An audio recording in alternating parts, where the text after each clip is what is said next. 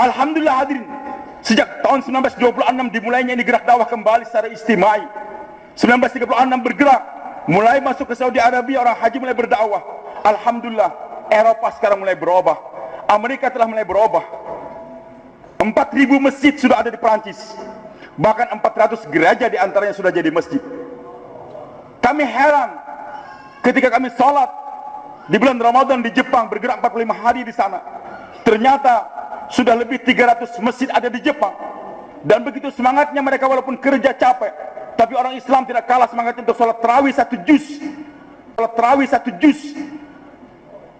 Yang saya heran lagi, ternyata imamnya dari mana datangkan? Bukan dari Indonesia, tapi 35 orang hafiz Quran, ulama, didatangkan dari Inggris. Saya bertanya, bagaimana kalian bisa datang kemari? Mereka katakan, alhamdulillah, dengan berkat dakwah yang terus menerus sekarang di Inggris, kami sudah punya 10 pondok pesantren besar. Pondok pesantren yang khusus mengkaji kitab kuning, ajar agama. Dari 2 pondok pesantren yang besar saja, Birmingham dan yang kedua Dewsbury, yang merupakan markas dakwah kita di Eropa terbesar di sana, menghasilkan setiap tahun tidak kurang daripada 100 hafiz Al-Quran. Orang tua kita, almarhum Dr. Nur Al-Idrus, semoga Allah mengangkatkan derajat beliau senantiasa, pulang dari Inggris bercerita kepada saya, ketika kami sholat tarawih di markas Dewsbury sana di Inggris, ternyata imam datang bertanya kepada beliau yang duduk di saf yang pertama, ayu hafiz Quran? Bapak hafal Quran atau tidak? Beliau katakan tidak hafal. Tolong pindah ke saf yang keempat. 3 saf pertama di Inggris hari ini, bulan Ramadan, diisi oleh para hafiz-hafiz Al-Quran. Panjangnya saf tidak kurang daripada 100 orang.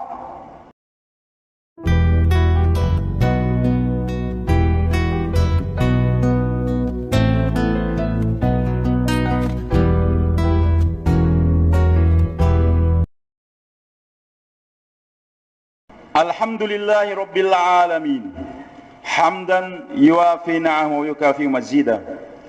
Ya Rabbana, lakal hamdu kama yanbaghi li jalali wajhikal karimi wa 'azimi sultanik. Allahumma salli ala Sayyidina Muhammadin wa ala alihi wa ashabi ajma'in. Subhanaka la ilma lana illa ma 'allamtana innaka antal alimul hakim. Wa indahu mafatihul ghaibi la ya'lamuha illa hu. Wa ya'lamu ma fil barri wal bahr. وما تسقط من ورقة إلا يعلمها ولا حبة في ظلمات الأرض ولا رطب ولا يابس إلا في كتاب مبين. أشهد أن لا إله إلا الله وحده لا شريك له وأشهد أن محمدا عبده ورسوله وصفيه وخليله أن محمدا عبده ورسوله وصفيه وخليله بلغ الرسالة وأدى الأمانة ونصح الأمة وكشف الغمة وجاهد في سبيل ربه حتى أتاه اليقين. اللهم جز عنا وعن والدي وعن الإسلام والمسلمين خير ما جزيتنا من أمته ورسولنا قومي. فيا المسلمون الكرام، أوصيكم ونفسي بتقوى الله فقد فاز المتقون. يقول عز وجل: يا أيها الذين آمنوا اتقوا الله حق تقاته ولا تموتن إلا وأنتم مسلمون. ويقول رسول الله صلى الله عليه وسلم: اتق الله حيثما كنت واتبع السيئة الحسنة تمحوها وخالق الناس بخلق حسن أو كما قال النبي صلى الله عليه وسلم. Hadirin jamaah Jumat yang dimuliakan oleh Allah Subhanahu wa taala. Sejak awal Allah telah jelaskan bahwa Al-Qur'an yang merupakan pegangan umat Islam sampai akhir zaman. Alif Lam Mim, zalikal kitab la raiba fihi hudal lil muttaqin. Alif Lam Mim, zalikal kitab, itu Al-Quran, la raiba fihi, tidak ada keraguan di dalamnya, hudal lil muttaqin, petunjuk bagi orang bertakwa. Hadirin jamaah Jumat yang dimuliakan Subhanahu wa taala, kekhususan daripada Al-Quran bahwasanya Al-Quran tidak ada keraguan di dalamnya, walaupun sebagian manusia masih meragukan sampai sekarang. Namun hadirin, keraguannya ada di hati mereka, bukan menunjukkan Al-Quran tidak benar. Al-Quran itu benar adanya. Matahari di tengah hari, semua orang sepakat bahwa yang mentari adalah putih warnanya. Tapi ada orang yang sakit mata, dia pandang matahari itu warnanya kuning, dan dia berteriak, marah, Wahai sekalian manusia, kalian bohong. Saya lihat matahari kuning warnanya, padahal semua orangnya putih waktu itu. Apa yang menyebabkan dia meragukan keputihan matahari? Karena ada sakit mata yang ada di mata dia. Al-Quran itu benar adanya, tapi masih meragukan akan keabsahan Al-Quran. Fi qulubihim maradun fazadahumullahu marada. Di hati mereka ada penyakit, maka ditambahkan penyakit tersebut oleh Allah Subhanahu wa taala. Di antara kebenaran Al-Quran, hadirin, Al-Quran menceritakan apa yang lalu sebagai tamsil, tabir bagi kehidupan kita, menceritakan apa yang terjadi sekarang, dan termasuk kehebatan Al-Quran untuk menunjukkan bahwa semakin hari semakin nampak benarnya Al-Quran. Al-Quran menceritakan apa yang terjadi di masa akan datang. Di antara dua yang pasti terjadi, dan ini menjelang tibanya hari kiamat, atau ciri di antara hari kiamat akan tiba, dan harus kita persiapkan dengan kerja dakwah ini. Dua di antara yang diberitakan oleh Allah, dan ini pasti terjadi, dan arah ke sana pun sudah nampak sekarang di depan mata kita. Yang pertama, Allah Subhanahu wa taala firmankan tentang kehidupan Bani Israel yang tadinya mereka tinggal di Palestina, keturunan Ibrahim alaihissalam. Nabi Ibrahim punya dua orang istri, yang pertama Sarah, kemudian yang kedua Siti Hajar radhiyallahu anhuma. Dari keturunan Sarah lahir Ishak alaihissalam, kemudian putranya Yakub, kemudian Yusuf. Begitulah berlanjut Bani Israel berasal daripada keturunan Ishak, Yakub. Israel nama Yakub alaihissalam, Bani Israel berarti keturunan Yakub alaihissalam. Hadirin, mereka pertama tinggal di Palestina, dibimbing oleh para anbiya, bahkan tidak kurang daripada ribuan nabi dikirimkan oleh Allah untuk membina Bani Israel.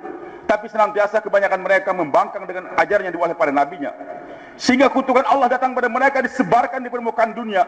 Wa qatta'nahum fil ardi umama. Kami sebarkan, pisah-pisahkan mereka di penjuru dunia. Allah muliakan lagi mereka dengan datangnya Yusuf alaihissalam, dibawa ke Mesir, dimuliakan sebagai raja, menteri-menteri, pejabat-pejabat. Tapi karena jauh daripada ajaran para anbiya, kemudiannya mereka menjadi hamba-hamba saya, budak-budak di Mesir, membangun piramida dengan kerja rodi dan sebagainya. Allah ingin muliakan kembali Bani Israel dengan datangnya Musa alaihissalam, kembali kepada Allah, dimuliakan. Fir'aun pun dihancurkan oleh Allah. Dan Allah katakan setelah itu kepada Bani Israel, wa qulna min ba'di Bani Israel uskul ardh. Kami katakan kepada Bani Israel, silakan tinggal di Mesir sekarang. Dan Allah katakan, fa idza jaa wa'dul akhirati ji'na bikum lafifa. Nanti kalau sudah akan tiba hari kiamat, kami pasti akan kumpulkan kembali kalian di satu tempat. Janji Allah, hadirin. Bani Israel yang sekarang tersebar di seluruh dunia, bahkan ada di Indonesia, suatu saat nanti akan dikembalikan ke satu tempat. Dan ulama sepakat tempat kembalinya Bani Israel adalah Palestina. Ini yang pertama, dan pasti akan terjadi. Dan arah ke sini, termasuk di Sudan, di Yaman, di Mesir juga. Orang-orang Israel yang ada di negara tersebut, di Habasyah, Ethiopia, sudah pada kembali dan dipersiapkan oleh pemerintah Israel sekarang. Itu pemukiman-pemukiman. Hadirin, tanpa mengurangi kesemangatan saudara-saudara kita yang berjuang di Palestina untuk melawan Israel. Tapi ingat, bagaimanapun juga usaha untuk mengusir Bani Israel dari Palestina suatu hal yang tidak akan mungkin terjadi. Janji Allah, mereka akan dikembalikan ke Palestina. Mereka akan berkumpul semua seluruh dunia. Yang miskin-miskin sudah mulai datang. Ingat suatu hari nanti, orang-orang Israel yang ada di Amerika, yang kaya-kaya, yang kaya di Eropa, yang kaya di Indonesia dan di Singapura, pasti suatu saat akan diusir oleh masyarakat dunia untuk kembali ke Palestina sana. Dan arah ke sana mulai nampak. Orang-orang yang baik ingin berbuat baik kepada Palestina yang terzalimi, membawa sumbangan, membawa pengobatan dibom oleh Israel, sehingga hari demi hari akan nampak kebencian dunia kepada Israel. Dan itu skenario daripada Allah untuk menggiring masyarakat dunia membenci Bani Israel, sehingga suatu saat nanti orang Amerika akan paham mereka selama ini ditipu oleh Yahudi. Suatu saat nanti mereka akan sadar sesuai dengan apa yang dikatakan oleh presiden mereka sejak sekian tahun yang lalu. Suatu saat nanti Israel pasti akan diusir dari Amerika, dari Jerman sudah, dari Eropa yang lain pun akan terjadi. Hadirin Allah Subhanahu wa taala. Dan sebenarnya orang Israel sendiri paham bahwasanya kubur kami yang terakhir adalah Palestina. Dikembalikan ke sana bukan untuk dimuliakan, tapi sebagai kuburan massal bagi mereka suatu saat nanti. Janji yang kedua ini pasti terjadi. Allah sudah ingatkan ketika makar orang Yahudi terhadap Nabi Isa alaihissalam. Mereka berbuat makar ingin membunuh Nabi Isa alaihissalam. Dan mereka katakan, inna qatalna Masih ibn Rasulullah. Kami yang telah membunuh Isa alaihissalam. Tapi Allah katakan, wa ma salabuh wa ma qataluh. Mereka tidak membunuh Isa dan tidak menyalib Isa, walakin syubbiha lahum. Cuma diserupakan di antara salah satu hawariyin, pengikut Nabi Isa alaihissalam yang namanya Yudas Iskariot, telah berkhianat kepada Isa alaihissalam, dan dia bersekongkol dengan Yahudi untuk membunuh Nabi Isa alaihissalam, bersekongkol Yahudi dan Romawi. Sehingga hadirin Allah subhanahu wa ta'ala, Allah sayang kepada Isa alaihissalam seorang Nabi. Wa ma salabuh, mereka tidak menyalib. Wa ma qataluhu wa ma salabuh, mereka tidak membunuh dan tidak juga menyalib Isa alaihissalam, walakin syubbiha lahum. Isa diangkatkan oleh Allah ke langit, sementara Yudas yang berkhianat diserupakan dengan wajah Isa alaihissalam, ditangkap, dibunuh, disalib. Yang disalib adalah bukan Isa alaihissalam, tapi adalah Yudas pengkhianat yang telah mengisebut. Hadirin subhanahu wa ta'ala, Nabi Isa diangkatkan ke langit, dan Nabi telah sabdakan suatu saat nanti Isa alaihissalam pasti turun ke bumi. Beliau belum meninggal dunia, tetapi kenabian beliau telah berakhir, karena diangkat dari bumi. Nabi diutus untuk bergerak di bumi, bukan di langit. Maka dengan diangkatkannya beliau dari bumi ke langit, kenabian beliau telah berakhir. Dan doa beliau akan dikabulkan ya Allah. Jangan tadi beliau mendoa, ya Allah jadikan saya Nabi untuk ini umat. Allah katakan tidak. Mereka adalah umat Nabi Muhammad SAW. Ya Allah, jadikan saya salah satu daripada itu umat. Allah kabulkan.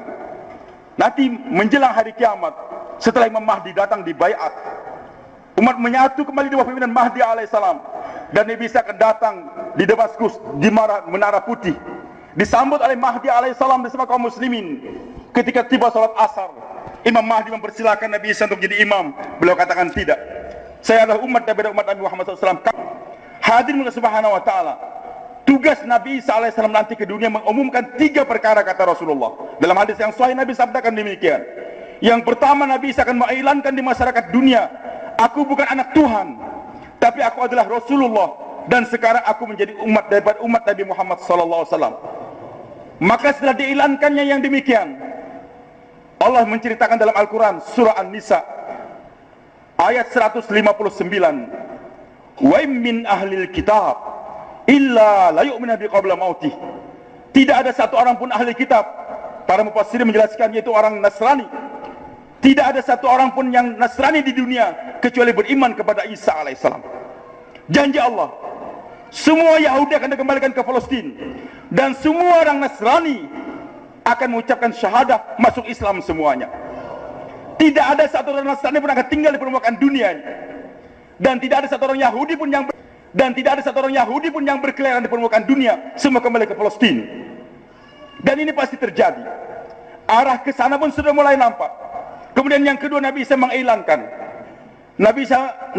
tugas yang kedua adalah Nabi Isa akan memotong semua salib-salib di gereja-gereja. Tugas yang ketiga, membunuh semua babi yang ada di dunia ini. 3 hadirin tugas Nabi Isa alaihissalam. Yang pertama, mengumumkan saya bukan anak Tuhan, tapi saya adalah Rasulullah, dan saya sekarang umat Nabi Muhammad SAW. Yang kedua, akan memotong semua salib di permukaan dunia. Dan yang ketiga, akan membunuh semua babi-babi di permukaan dunia ini. Berat tugas Nabi Isa alaihissalam untuk mengumumkan kepada seluruh masyarakat Nasrani permukaan dunia. Padahal waktu itu alat-alat canggih sudah tidak ada lagi, bahan bakar sudah habis. Capek Nabi Isa kalau keliling dunia untuk berdakwah. Yang kedua, bagaimana capeknya beliau untuk memotong semua salib gereja-gereja di permukaan dunia, membunuh babi-babi yang ada di sana. Hadirin, inilah hubungannya dengan gerak dakwah yang kita kerjakan sekarang. Nanti Nabi Isa akan datang dengan seiring gerak jamaah yang bergerak sekarang di permukaan dunia ini. Sebelum datangnya Nabi Isa alaihissalam, banyak masyarakat Nasrani akan masuk agama Islam berbondong-bondong. Alhamdulillah hadirin, sejak tahun 1926 dimulainya ini gerak dakwah kembali secara istimai. 1936 bergerak, mulai masuk ke Saudi Arabia, orang haji mulai berdakwah. Alhamdulillah, Eropa sekarang mulai berubah, Amerika telah mulai berubah. 4.000 masjid sudah ada di Perancis, bahkan 400 gereja diantaranya sudah jadi masjid. Kami heran ketika kami sholat di bulan Ramadan di Jepang, bergerak 45 hari di sana. Ternyata sudah lebih 300 masjid ada di Jepang. Dan begitu semangatnya mereka walaupun kerja capek. Tapi orang Islam tidak kalah semangatnya untuk sholat tarawih 1 juz. Sholat tarawih 1 juz. Yang saya heran lagi ternyata imamnya dari mana datangkan? Bukan dari Indonesia, tapi 35 orang hafiz Quran, ulama, didatangkan dari Inggris. Saya bertanya, bagaimana kalian bisa datang kemari? Mereka katakan, alhamdulillah, dengan berkat dakwah yang terus-menerus sekarang di Inggris, kami sudah punya 10 pondok pesantren besar. Pondok pesantren yang khusus mengkaji kitab kuning, ajar agama. Dari 2 pondok pesantren yang besar saja, Birmingham dan yang kedua Dewsbury, yang merupakan markas dakwah kita di Eropa terbesar di sana, menghasilkan setiap tahun tidak kurang daripada 100 hafiz Al-Quran. Orang tua kita, almarhum Dr. Nur Al-Idrus, semoga Allah mengangkatkan derajat beliau senantiasa, pulang dari Inggris bercerita kepada saya, ketika kami sholat tarawih di markas Dewsbury sana di Inggris, ternyata imam datang bertanya kepada beliau yang duduk di saf yang pertama, ayu hafiz Quran? Bapak hafal Quran atau tidak? Beliau katakan tidak hafal. Tolong pindah ke saf yang keempat. 3 saf pertama di Inggris hari ini, bulan Ramadan, diisi oleh para hafiz-hafiz Al-Quran. Panjangnya saf tidak kurang daripada 100 orang. Hadirin subhanahu wa ta'ala, dengan gerak dakwah ini hari demi hari, masyarakat Eropa akan masuk Islam. Begitulah hadirin Allah subhanahu wa ta'ala, dengan banyaknya orang masuk Islam, gereja-gereja sudah berubah jadi masjid. Sehingga nanti ketika Nabi Isa AS datang, kebanyakan gereja sudah berubah jadi masjid atau madrasah. Sehingga tidak capek lagi Nabi Isa untuk memotong gereja salib-salib yang ada di gereja sana. Dan ini pasti terjadi, janji Allah. Yang kedua, flu babi. Yang ketiga nih, yang pertama saya katakan masyarakat akan semakin banyak yang masuk Islam, gereja-gereja akan semakin berubah menjadi masjid dan madrasah, sehingga tidak capek Nabi Isa untuk memotong itu salib-salib.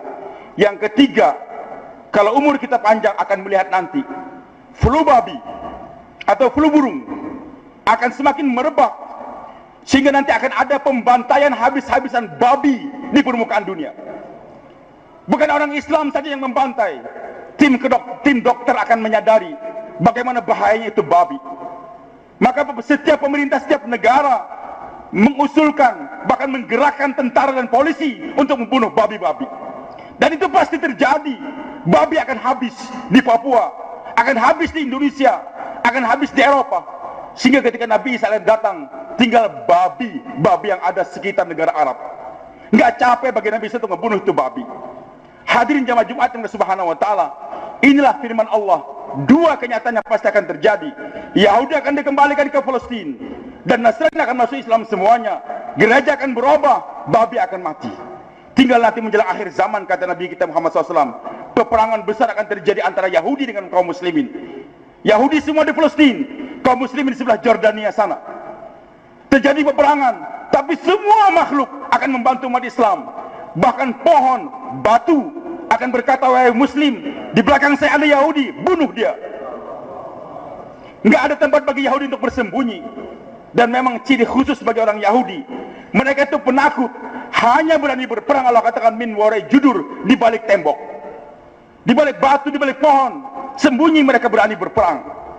Tapi nanti akhir zaman, tembok-tembok akan bicara, pohon bicara, batu bicara. Di belakang saya ada Yahudi, sembunyi, bunuh dia.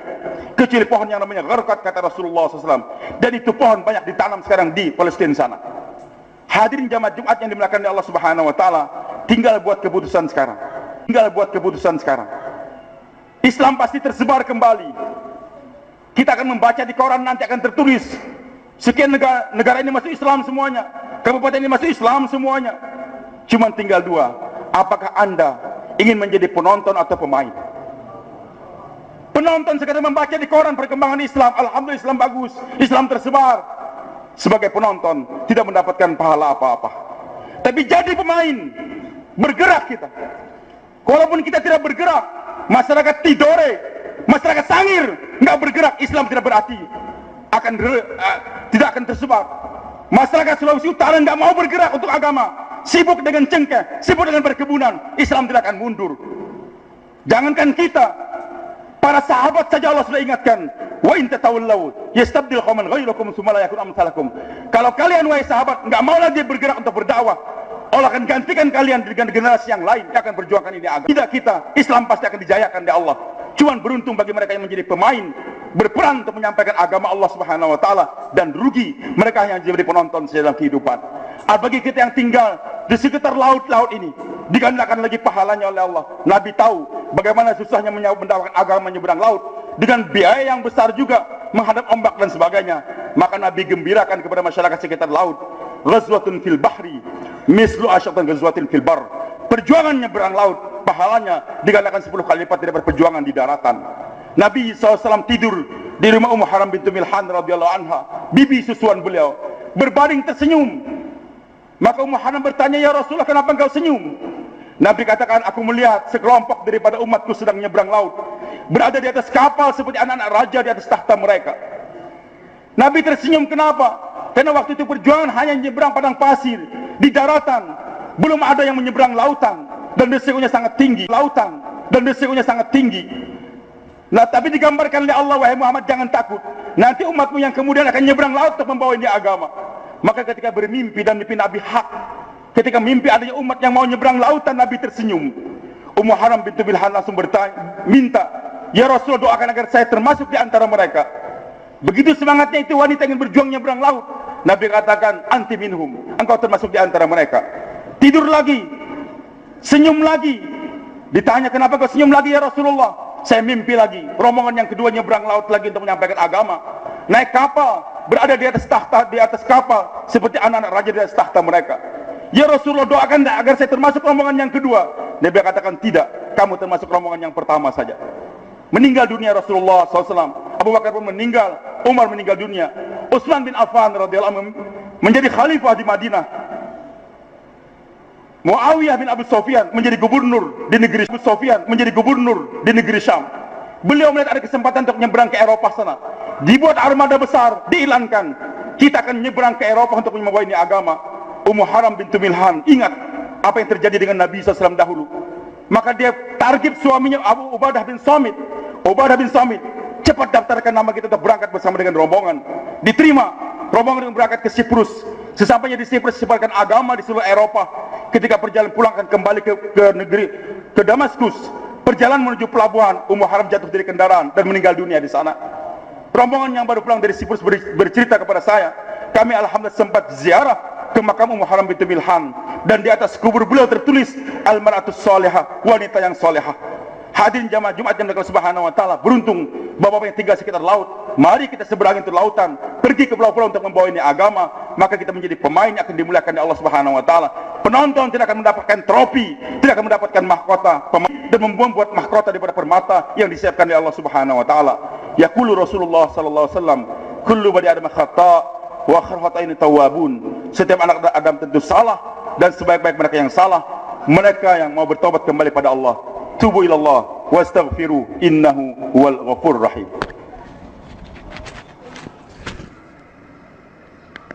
Alhamdulillah wahda la syarikalah wa la na'budu illa iyyah, wassalatu wassalamu ala man la nabiyya ba'da, sayyidina Muhammad bin Abdullah wa ala alihi wa man sara bihuda. Asyhadu an la ilaha illallah wahdahu la syarikalah wa asyhadu anna Muhammadan abduhu wa rasuluh wa safiyuhu wa khaliluh, ballagha risalah wa adal amanah wa nasal ummata wa kashafal gummah. Usikum sanatan bi taqwallah faqad fazal muttaqun. Yaqul azza wa jalla, wa may yuti'illah wa rasulahu wa yakhsha Allah wa yattaqi fa ulaika humul faizun. Wa yaqulu Rasulullah sallallahu alaihi wasallam, yaqul azza wa jalla, inni la ahammu bi ahli al-ardi 'adzaban fa idza nazarat al-umar buyuti wal mustaghfirin bil ashar wal mutahabbina fiyya saraftu anhum al-'adzaba. Atau kama qala Nabi sallallahu alaihi wasallam fi ma yaru anhu bi azza wa jalla. Wa alamu anna Allah amarakum bi amrin bada fi bi nafsi wa sanna bi malaikati wa salasa minal muslimun, yaqulu azza wa jalla mukhbiran wa amiran, inna Allah wa malaikatahu yusholluna 'alan nabi ya ayyuhalladzina amanu shallu 'alaihi wa sallimu taslima. Allahumma shalli 'ala sayidina Muhammad wa 'ala ali sayidina Muhammad كما صليت على سيدنا إبراهيم وعلى آل سيدنا إبراهيم وبارك على سيدنا محمد وعلى آل سيدنا محمد كما باركت على سيدنا إبراهيم وعلى آل سيدنا إبراهيم في العالمين إنك حميد مجيد. وارض اللهم عن الخلفاء الراشدين المهديين أبي بكر وعمر وعثمان وعلي وعن بقية الصحابة رسول الله أجمعين. اللهم اغفر للمسلمين والمسلمات والمؤمنين والمؤمنات الأحياء منهم والأموات إنك سميع قريب مجيب الدعوات. ربنا اغفر لنا ولإخواننا الذين سبقونا بالإيمان ولا تجعل في قلوبنا غلا للذين آمنوا ربنا إنك رؤوف رحيم. اللهم أنزل هدايتك ورحماتك وبركاتك على دل البلاد وسائر بلدان المسلمين. اللهم استخدمنا واستخدم رجالهم لخدمة هذا الدين دعاة إلى دينك في مشارق ومغاربها. واجعل نساءنا ونساء متحجبات متنقبات غير متبرجات واجعلهن كنساء الصحابة واجعل أولادنا وأولادهم من الصالحين واجعل من القرآن حفظه. اللهم إنا نسألك الهدى والتقى والعفاف والغنى. اللهم إنا نعوذ بك من جهد البلاء ودرك الشقاء وسوء القضاء وشماتة الأعداء. ربنا هب لنا من أزواجنا وذريتنا